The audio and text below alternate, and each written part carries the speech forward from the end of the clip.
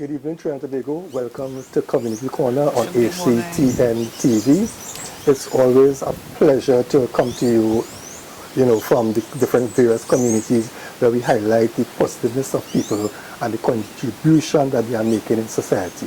Today I have with me a woman who is actually wearing many hats. She's the president of the San Fernando branch of the Lions. She's also a businesswoman. She's also a community worker and also a teacher. So all around, and somebody who is giving back a lot and the community where she resides. Let me introduce to you, first of all, Lisa Atwater. Lisa, it's a pleasure and welcome. Thank you very much, George. Let's first of all talk about you, Lisa, the president of the San Fernando branch of the Lions. For those of us who might not know and hear so much about the Lions, what is the Lions all about? Well, San Fernando Lions Club belongs to Lions Club International, the world's largest service organization. We are among 1.4 million people, 44,000 clubs in countries all over the world. But let's basically talk about Trinidad, right? Because people will expect what service or what do the Lions do? Well, I like the word that you use, service, because our international motto is we serve. Lions serve in various capacities. We are about building our communities and making it better. In San Fernando, I can speak for San Fernando Lions and Lions in Trinidad and Tobago, we adhere to our international organization core values. We serve in the areas of diabetes, vision screening, the environment, hunger, and childhood cancer, among other things. So let's take somebody in the community who wish to maybe have some service or some need. How do they go about? Firstly, as a club, we try and do community needs assessment. We look around at what our community needs. We are always vigilant of the idea that there are people, for whatever reason, may not have what they're supposed to have, ideally, whether it's children with school books or somebody who may have a disability, may need a wheelchair, something like that, and we try and fill that need wherever possible. Now, this is your first term as the president. Yes, I'm coming to an end of my first year. Let's reflect on your first term, what it was like and what was the experience like. Okay, well, I started off as president on the 1st of July 2019. The Lionistic year runs from 1st July 1 year to the 30th of June. Back then, my motto has and still was service for all, and it has been a rewarding experience. Generally speaking, one of the things that I like to use as a benchmark for success is the level of membership engagement. I feel proud that all my active members was on board in terms of providing service to the community. We had several projects spread across the year, and people came out, they showed up, and they worked. When I became president, I said back then that I knew I was coming into organization, heading an organization where I had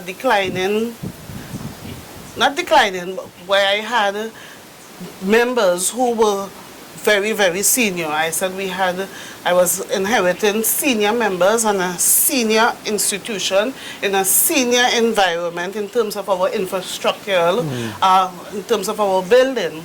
And that hasn't changed. 1 year after, we are all 1 year older, but age did not stop people, the majority of the members, from coming out and doing what they had to. And during the year, we got 5 new members. We were able to install 5 new members last January, and that in itself was a plus for the organization. And we also were able to install our honorary member in terms of the current mayor of San Fernando, His Worship Alderman Junior Regulo.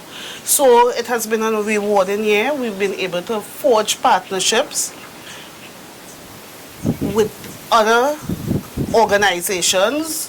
We did work with Shell, we did work with Rotary, we did work with Trinidad Eye Hospital, we did work for Tutor. So we were able to really spread ourselves and do service activities that was able to impact. For me, as president, one of the highlights would have to be being able to offer diabetic retinopathy screening to members of the community.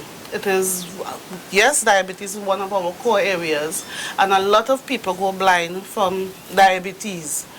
A lot of people get screening, but they do not get retinopathy screening.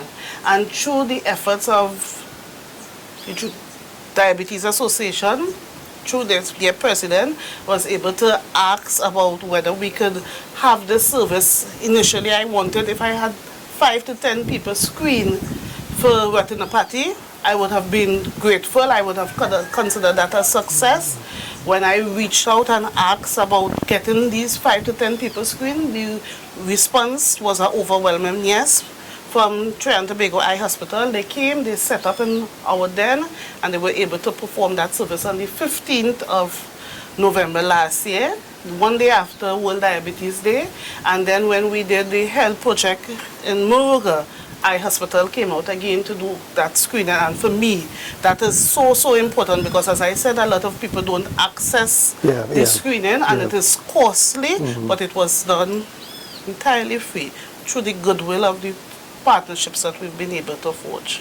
The membership in Lions, is there a young people getting involved, or basically middle age, or how? And how does one get to be a Lions? Well, to start with, you join Lions Club through invitation. You might see, you might be aware, or people in the club might see that X or Y, Janice has the potential to become a lion who want to serve. And the service is not just, the service involves your time and your means, because you can't, it's not lip service. It's not, well, I am serving. We lions are people who get down in the trenches, and we get our hands dirty, and we lift stuff, and we move stuff, and we move people, and we are about going out to people. So that's how we look at people, and then people might indicate, like recently, a young lady reached out to me, told me that, listen, I want to give back to my community. She sent her resume and stuff, and she told me what she was involved in, and we have been talking on the phone. I will pass all the information on to my membership director, and from there we'd see how it goes.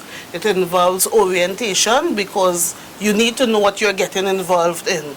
As I said before, it is of your time and your means, your effort, your talents, but the rewards are tremendous. For San Fernando Lions, we have mixed membership. The majority of our members are mature, but recently, as I said, we've been able to capture some people who are under 30. So it means new blood, more hands on deck to do more work for the community. And if you're familiar with San Fernando and the environs, you know that there's the need. We in Lions like to say, where there's a lion, there's a need. Where there's a need, there's a lion.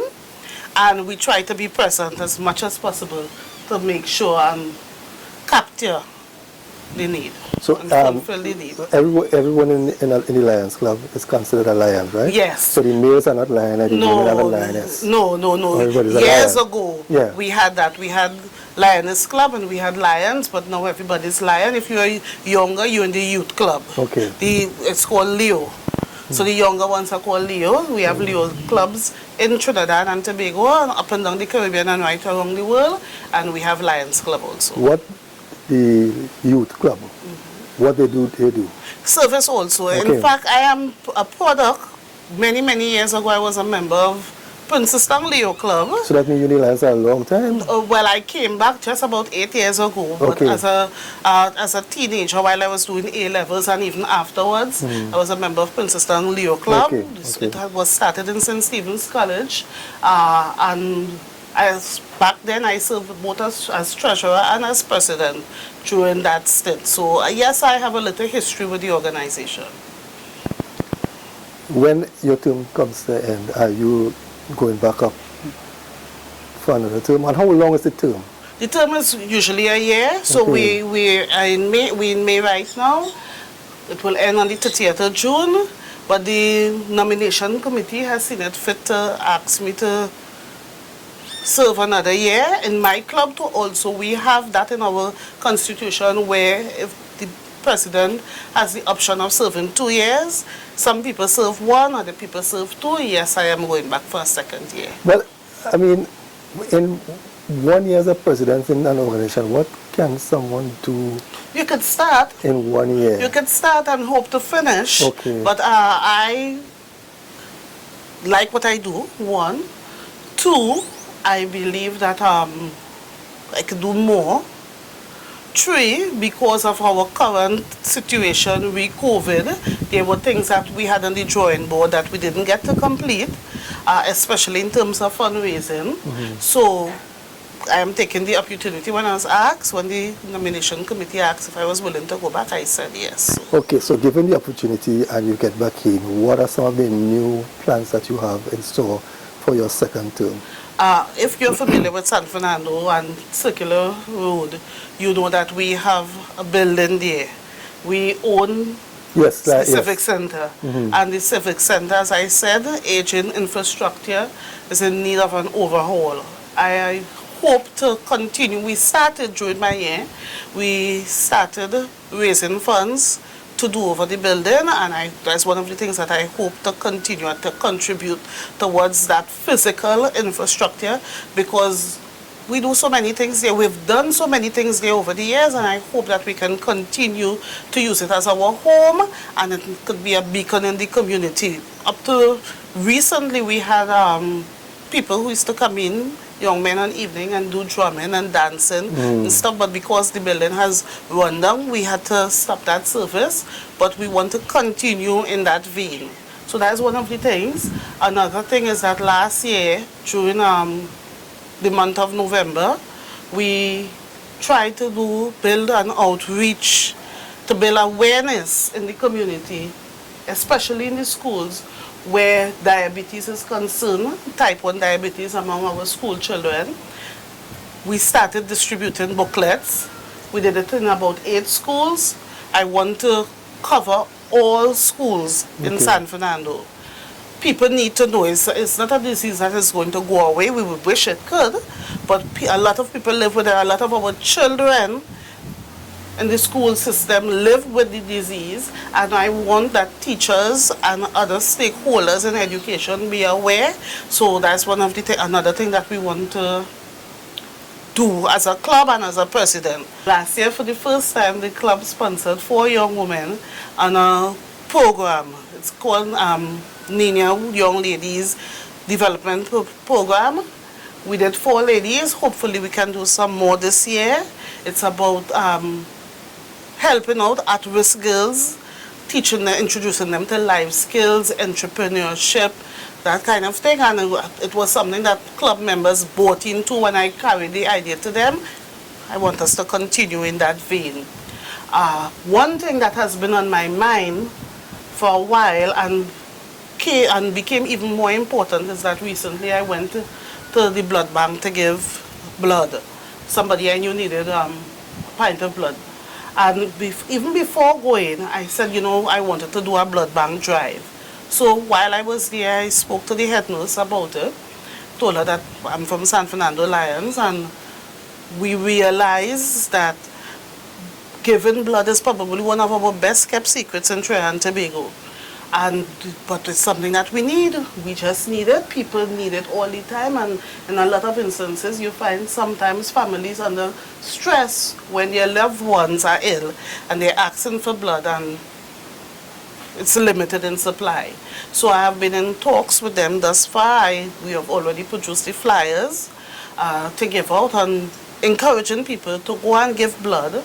And we also making it, in terms of building awareness, do's and don'ts. So that flyer has been produced soon to hit social media as we encourage people to go and give blood, save a life, help a life. It's the ultimate gift of life. So that's another project on the burner. Okay, we need to take a break. When we come back, we touch a little bit more the Lions, and then we talk a bit about their work in the community. Viewers, you are viewing Community Corner here on ACT, and we'll be right back after this short break.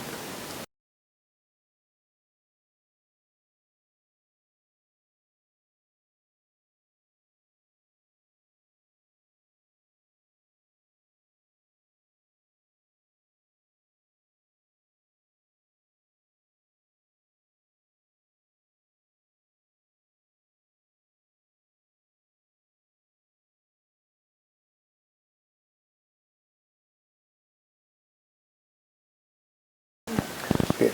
Welcome back, viewers. Welcome back to Community Corner here on ACT, and we're speaking to Lisa Atwater, President of the Stafford branch of the Lions, community worker, teacher, businesswoman. Lisa, quickly,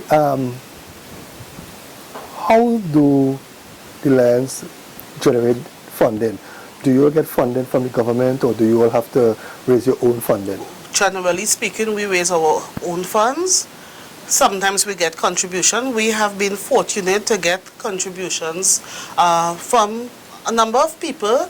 There might be people who have means but don't have the time, who might want to reach out to you. A good case in point will be last year after Hurricane Dorian. A member of the community based in Chaguanas, has a business in Chaguanas, but he called and said, Lisa, what are you all doing in as much as Hurricane Dorian wreak havoc in the Bahamas? I said, he called just after the hurricane. I said, I haven't taken it to the borders yet, but of course we'll be doing something. He said, well, I'd make a contribution. And he sent us a check for $5,000. That's good. That's good. Yeah. So we've had people pay attention. Huh? Yeah. We like to think that in a lot of instances, people don't care, people selfish. That's not the case. There are people out there who pay attention to the work that you do, who probably believe in your credibility, who are willing to assist, who want things to be better but may not have the physical time to do it. Yeah. So we have been fortunate. I must say San Fernando Lions have been fortunate in terms of reaching people when we didn't even realize we were reaching them. And people have reached out to us. Another case in point would be that when we did our treat at the hospital, we have been doing that. We are 56 years old, and we have been doing that treat for the past 54 years. And when we did it last year, one of the nurses pointed out that that there was a child in need of a wheelchair, a teenager. A member of my club heard about it and told his colleagues at his job, and Well Services, employees of Well Services, gave us the money to purchase the wheelchair for that child who had teenager who had cerebral palsy and needed to move around. We are the beneficiaries of a lot of goodwill. Okay. We have done stuff over the past year and previous years where we know we wanted to do something and didn't have the means, but things worked out. What I will say is that all monies from the public go back to the public. Okay. All. It's not a case of you keep some for administrative expenses. Our dues, that's what we use for the administrative expenses. Anything that we make from the get from the community, go back to the community.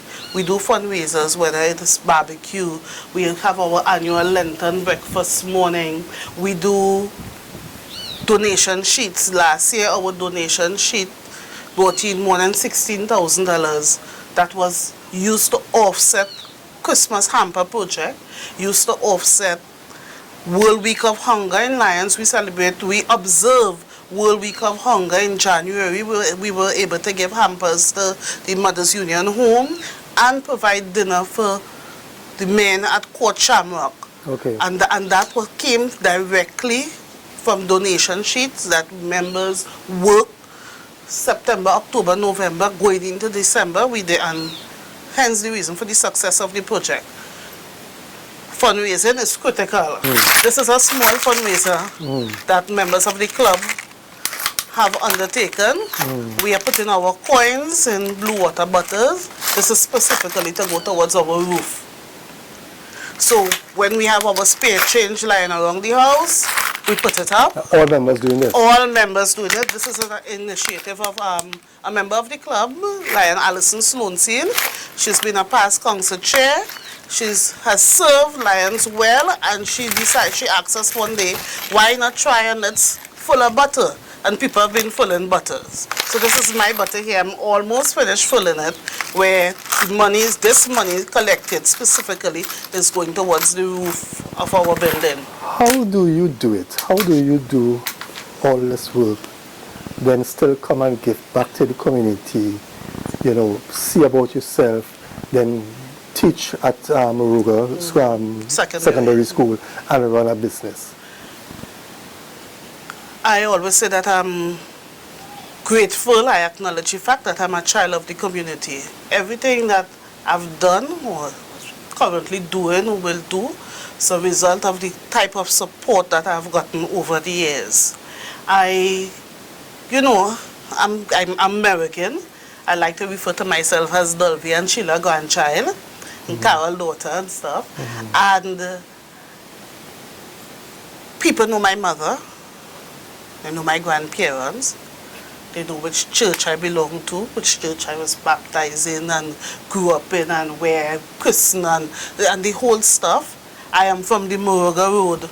And there has never been a time where I was doing something and I did not get support on work. My colleagues describe themselves as shadow lions and cousin American. Everything that I'm in, they jump in, they assist. I cannot complain that way.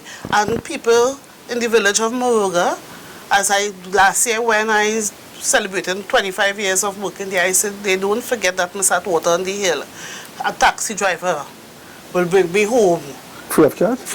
If need be, but I would not get stuck in Moruga. I don't drive. I have my license, but I don't drive. But somebody a member of staff would bring me home, a member of staff take me to work. The kitchen garden that I'm doing, when I wanted some planting and stuff, somebody bought it here, and I am the beneficiary of a lot of goodwill. I have a strong community of support. I can't do everything by myself. I don't do everything by myself. You can go for election then? Pardon? You go for election? No, I'm not going to for election. Not at all. It's not my fault. You have the community support? Well, I think so.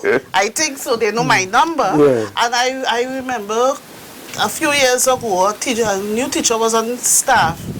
And when she asked me, she said, how the children just know? I said, how you mean? She said, I see them coming to you. How they know to come to you? It's probably the vibes. I believe in vibes and good energy and stuff. But all that I am, who I am, is because of the love and the level of support that I get from my family and the people who are around me. There are people who saw things in me that I didn't see in myself. I didn't know that I have those qualities, but there are people paying attention. You see that thing about paying attention? That we take for granted. You think you pass somebody by the road, and whether you say morning or not, people pay attention. And I've learned that. I'm mindful of the fact that people pay attention. You're not doing it for whatever you do. You're not doing it for praise. You're doing stuff from your heart. But if you're true enough, you're going to get help. And I've gotten help. All that I am and who I am. And last week I was having a conversation with somebody, and I was saying that probably coming out of the work that I do with Shell, I say, if I have to write 100 letters, I'm going to write it. Now I write it physically. I don't type it. Somebody will type it. People and staff have people in the library, in the office, fellow teachers have typed letters when I want something done. Well, I need so and so, whether it's for something for American or for Lions, I have good support. And I'm grateful for that, eternally grateful. At the end of it all, what would you like people to know, or what legacy would you like to leave behind that people will remember Lisa by? It will have, I think it must be a legacy of empowerment. People must know that within themselves, they can do so much, that they have what it takes. So many times we doubt ourselves. So many times we feel we can't do it. I tell my children, the whole world is waiting on you to conquer it. There's a space there for you. There's room at the top. If on the top is where you want to be, but you must be willing to work. You have to be willing to work. You have to be willing to work. You have to be patient. You have to listen to your gut sometimes. You have to say your prayers. And you have to believe in good. Have faith and things. But you see that idea of empowerment, if COVID didn't teach us anything, it reminded us of how many vulnerable people we have in our society. And some of those people who are so vulnerable are so talented and have so much going for them, but they don't realize. If we could tap into those things, tap into people's sense of empowerment, not entitlement, empowerment, that you can do it, and that the universe is big enough. I always say, the universe is big enough. I tell people, the God that I believe in does not live in a matchbox. He's all powerful. So if you're subscribing to that kind of worldview, then you're going to be okay. I think so. Before we end, if there's a message that you would like to send out there to the people of Trinidad and Tobago, because we see, there's no doubt about it, we're living in a selfish world. Everybody's about themselves, right? You are in a position where you are service to Trinidad and Tobago. What message would you like to tell or leave with us? You can look into the camera and give the Trinidad and Tobago that message.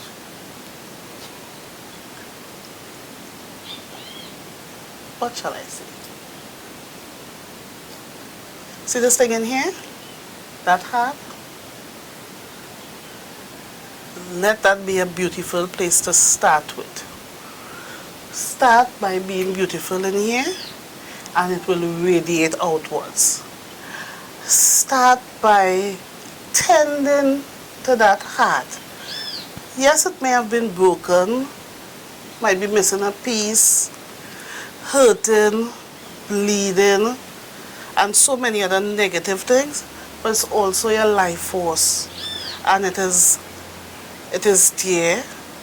And once you have time, once we have time, we can make some things right. Yes, we have some level of selfishness and ugly, as I like to say. I say some ugly hearts, but the majority kind and warm, and we need to spend time dwelling on that, and we need to spend time giving ourselves and giving people hope.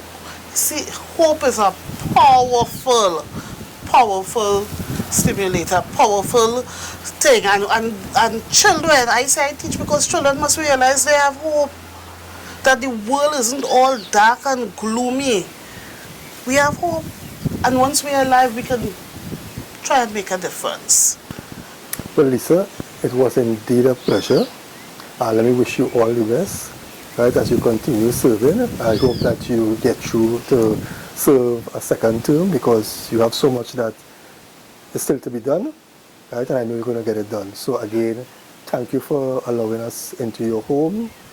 Thank you for allowing us to speak with you and to know more about Lisa, not just the American, but the teacher, the community leader, the businesswoman, and the president of the Lions. So again, thank you very much, and we really appreciate this time you shared with us. Thank you very much, sir. I know it's been months that you've been asking. Yes.